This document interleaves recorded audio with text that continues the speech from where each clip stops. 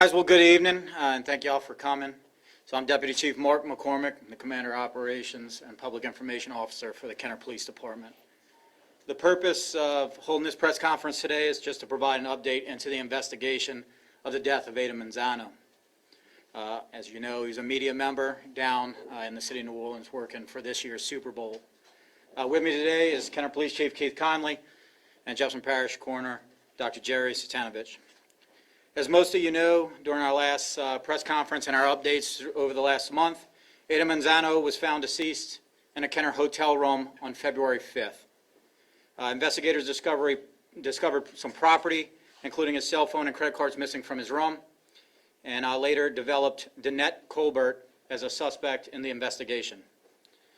An arrest warrant was obtained for Danette Colbert, and on February 6th, she was arrested by the Jefferson Parish Major Crimes Task Force. Since our last updates, detectives have worked tirelessly to uncover new evidence and information related to this investigation. Today, Chief Conley would like to share those updates with you.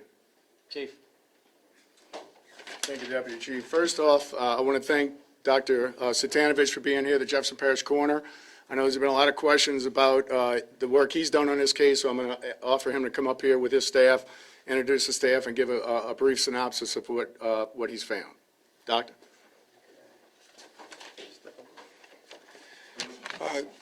Good afternoon, everybody. Again, my name is Dr. Jerry Satanovich. I want to introduce who's with me. This is Tim Geneve, our Director of Forensic Operations, and Dr. Dana Troxler, who is our Chief Forensic Pathologist. I want to go over Mr. Manzano's preliminary autopsy findings. Cause of death we have as the combined toxic effects of alprazolam, which is also known as Xanax, with ethanol, which is alcohol, along with what's called positional asphyxia. The positional asphyxia means that he was found face down in a pillow with sparing of lividity, with no lividity around his nose and mouth. The manner of death at this point is undetermined. Now, to give a little more detail on the intoxication, his alcohol level was 0.232, which, as most people know, is almost 3 times the legal limit of alcohol. His Xanax level was 25 nanograms per milliliter. Now, that's just a number, but to give you an idea, a person who's taking a milligram of Xanax 3 times a day, which is a very healthy dose of Xanax, would achieve a level of about 30 nanograms per milliliter. So it's not an insignificant amount of Xanax in his system. In most cases of an overdose of Xanax, especially, and I'm talking about the Xanax alone, those levels are usually over 100. However, when combined with other central nervous system depressants, that amount goes way down, so those combined effects is what causes where we are today.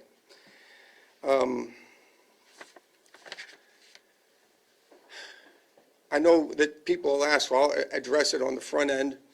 People ask about, why is it undetermined? Well, in most cases of overdose deaths, the manner of death is accidental, okay? And that's whether or not there's positional asphyxia or not, they're usually classified as accidental. However, given the uncertain circumstances of this case and the additional collection of circumstances of this case, we felt that the most appropriate manner of death is undetermined. So that's what I've got. Any questions for Dr. Satanovich? I have a question. So when mixing the Xanax with the alcohol, Yes. That's what can sort of exacerbate it. Exactly. So those are additive effects. Central nervous system, both of them are central nervous system depressants, and when you add them up, they're really bad. A good example I can give you is somebody who takes an anxiety pill and they fly and they take alcohol, and the next thing you know, they're out and they can't wake them up. That's kind of what it is. They're additive effects. And so can it cause the heart to do, weird things like maybe off, or? I don't think so. Typically, no. I mean, usually what happens is you wind up, one of the dangers is you wind up in a position where you are obstructing your ability to breathe. Can you talk about just how long it took to get to this point? And initially, the results were going to be 2 to 3 weeks, possibly up to 4, and here we are almost 2 months later getting preliminary results. And from what I understand, the complete results panel isn't in? No, preliminary results are a dipstick. They can be pretty unreliable, okay? So what we do is we don't rely on those, we don't report it. Look, that got out because they had to use it to make charges. But for us, what we want is confirmatory testing that we got from a company called NMS. They are nationally pretty much the gold standard, of forensic laboratory a company, and so we waited to get their results. And, that can take anywhere from a month to 3 months. You use the example of one person taking 1 milligram of Xanax 3 times a day. Mhm. So about how many milligrams do you think he was given? I don't know. I don't know. At this point, with the toxicology testing, I know narcotics were allegedly found in Ms. Manzano's home. When y'all tested what was found in her home, can you confirm that that was the drug in Manzano's system, the exact match? Actually, well, I can't, because I can tell you it's the same drug, okay, it's Xanax, okay, but, we don't have that drug, and I don't know if there's a way to test a batch to see if it's the same or not, so I don't think I can answer that question, but I can tell you, I'm told, again, my office doesn't do that part of the investigation to test what was found at her home. I can only, confirm what was found in his system, and it was Xanax.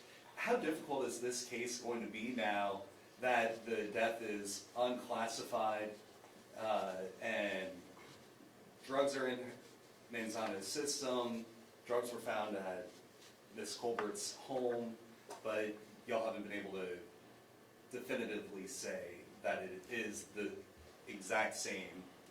There's a lot of dot connecting that's going to be done, not necessarily by our office, but there's a lot of work yet to be done, investigatory work. So we can't say suffocation or anything was his cause of death, we just saying it's undetermined right now? Yeah, we know that he's face down in a pillow, okay? So, and you can tell that by, like I said, I was telling you, the lividity is when the gravity causes blood to pool, okay? And if there's something pushing on you, like you're pushed up against a pillow, it won't pool. So in his case, there was sparing of lividity, no lividity in this area around here. But you don't know if he just passed out that way or if someone was potentially holding him down. That's a good point. So can you explain the state he was found in with the asphyxia? So what was it again? He had blood in his, like, or what you said it was again? No. Lividity is when blood pools, causing you to look flushed, I guess is the best. Internal. Yeah, it's internal. It's not bleeding. It's the blood in your capillaries. Just gravity just pushes it down, with gravity. So it was like internally, like in his face? Internally, yeah, not blood coming out. No. Okay, Sorry if I didn't explain that well. yeah. Okay. All right, thank you, Doctor. You're very welcome. That being said, further updates from the Kenner Police Department. We have identified and arrested an accomplice of Danette Colbert, Ricky White, who's kind of a transient. His last known address was in Gretna. Officers had developed him as a suspect going through information and evidence of this case. A warrant was issued for him. He was found in Hollywood, Florida.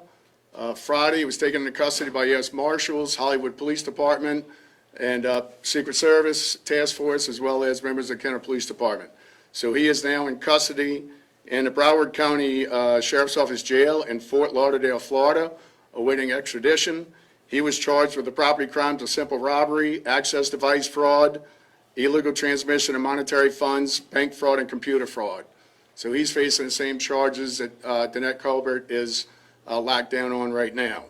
Another development is, based on evidence obtained since her initial arrest on February 6th, Kenner police officers have obtained an arrest warrant for second-degree murder yesterday on Colbert, and she was booked on that this morning in the Jefferson Parish Correctional Center. So now, as this case is ripe for prosecution, as it goes forward to the DA's office, I'm not really going to be giving much information on that because I don't want to compromise the adjudication of this case. Mr. Connick is going to be having to prosecute this case, and I'm not going to make his job any more challenging by trying it in the media as opposed to the courtroom. So that's all the information I have, other than she was booked this morning for second-degree murder based on a warrant that was signed by a commissioner, based on a probable cause in that warrant. I can tell you, to recap is basically what we said. We don't want Ms. Colbert to see the light of day again. We have worked collectively with Governor Landry, General Morrell, D.A. Connick, D.A. Williams, Colonel Hodges, Superintendent Kirkpatrick, Sheriff Randy Smith. All the probations in New Orleans and Jefferson Parish have either been revoked or there's motions to revoke them. She's got open charges in Kenner and St. Tammany, and General Morrell has invoked the Habitual Offender Act in New Orleans to try her for some serious time. So, I want to thank the cooperative effort of all our law enforcement agencies in this area, coroner's office, and getting the job done and being concerned about the safety of our public here in the metro area. So with that, I'll take any questions. Yes. Chief, do you think it'll be tough for the second-degree murder charge to stick, considering that his death has been ruled unclassified and there's not a definitive, Well, no, look, there's a lot of pieces in this puzzle. We recognize it's going to be a circumstantial case, and that, Mr. Connick has some heavy lifting to do with that. But the fact that we passed, we crossed a hurdle by getting the probable cause affidavit signed for her being charged with second-degree murder is a good start. And, we're not going to give up. We are still investigating this case around the clock. I've got 4 officers assigned to this. We have a lot of data to go through. We have more data to go through now. I feel very confident on investigation and the effort of our detectives, as well as all the other agencies involved in this one particular case. So, we will support Mr. Connick in this throughout the whole adjudication. Can you elaborate on how Mr. White is connected to this case? We found correspondence and information where they were going back and forth, so we think they were working hand in hand in concert with each other on this. So that's basically where I'm going to leave it. Do you believe Mr. White was with Ms. Colbert in the French Quarter the night that Adan Manzano was with her? Stay tuned. That might be information that will be revealed later on in the adjudication of this. Was the impetus to obtain the second-degree warrant the return of the toxicology case or some other evidence that hasn't been revealed yet? No, it was a combination of all the evidence we obtained. Like I said, they're all bricks in the foundation. Circumstantial cases are tough, but there's a place for them. Yeah, that's what I was about to ask you. What was that? If there's a place for them. How soon do you all expect to get Mr. White back here to Jefferson Parish? He's in custody on our warrant in Fort Lauderdale, so I don't know if he's going to challenge extradition, fight extradition, or come willingly. So that's really up to the process. Was Mr. White found in possession of any Mr. Manzano's belongings, credit card, et cetera? And when he was taken into custody, did he possibly have any weapons or anything like that on him? I don't have that information at this time. I don't believe I heard you mention second-degree murder charge for Mr. White. Do you believe that there is a chance that that could come in the future as well, along with Ms. Colbert? Well, like I said in the very beginning, we don't speculate, we investigate, we go where the evidence leads us. So let's see where we end up a month from now. I heard one of the questions to Dr. Satanovich is, why did this take so long? Man, in a case like this, you got to get it right. You're not going to rush this. Our main concern was that, she wanted to get bonded out or released on her own recognizance or something like that. So we're confident with the work that we've done with our partners in the criminal justice system that she's not getting out. So why would we rush anything in a case like this? We certainly want to measure twice and cut once, and that's what Dr. Satanovich has done to his department's credit. That's what the DA's office is going to do, and we're all going to be working arm in arm throughout this whole process to make sure that justice is served. But overall, right now, even without the determined death, confidence level for y'all as high right now? I'm very confident. Now, Mr. Connick's got some heavy lifting to do, but we're all here to do it together, and, we're still going to be uncovering facts and things that could assist in the prosecution of this case, and we're not going to stop until it's done. And if y'all could clarify, just with Ms. Colbert being booked on murder charges, why is the death ruled unclassified? Excuse me, can I chime in? Yeah, please do. Look, the second time you've asked that question, I want to make sure I address it. It's not unclassified, it's undetermined. Undetermined. Okay, so the classification of manner of death does not get in the way of the judicial system to do what they need to do based on the evidence that they collect outside of our investigation. The best example I can give you of that is somebody who dies in a car accident. Okay, they're going to come in, Dr. Troxler or one of the other pathologists is going to do an autopsy. It's going to be deemed accidental. That does not get in the way of the judicial system for prosecuting another person for vehicular homicide. Doesn't get in the way. It just doesn't get in the way. So I don't want to give anybody the impression that we're not cooperating. We do an independent investigation. And I told you, we're preliminary. Something may come up, we may find something that changes the opinion of our group of pathologists, and we may change it. But right now, that's where we are. And undetermined doesn't get in the way. I want to make sure that point's made. No, thank you for making that point, Doc. All right, any other questions? For White, his charges are the same item number as Danette Colbert, meaning he's accused of simple robbery in the same incident that she's accused. He's accused of computer fraud, same incident she's accused, monetary transmission. All of those are the same acts. That's correct, Michelle, yes. And we do have a handout with some mugshots of both of them. All right, if that's it, I promise you and I commit to you that as we get more information, we'll pass it on. But I do have a commitment to the DA and to the judicial system not to really elaborate on any evidence or information that they're using to build their case. But I can assure you that the men and women of the Kenner Police Department and these other agencies that we've been working with are still working hard and moving forward to make sure that no other family has to go through this kind of loss, and that Mr. Manzano did not die in vain because of the effort that we're all given to make the streets a little bit safer by taking these kind of criminal elements off the street collectively together as a criminal justice component. I feel very confident that we're going to reach our goal. So thank you all for coming today. If you have any questions, I'll take them later.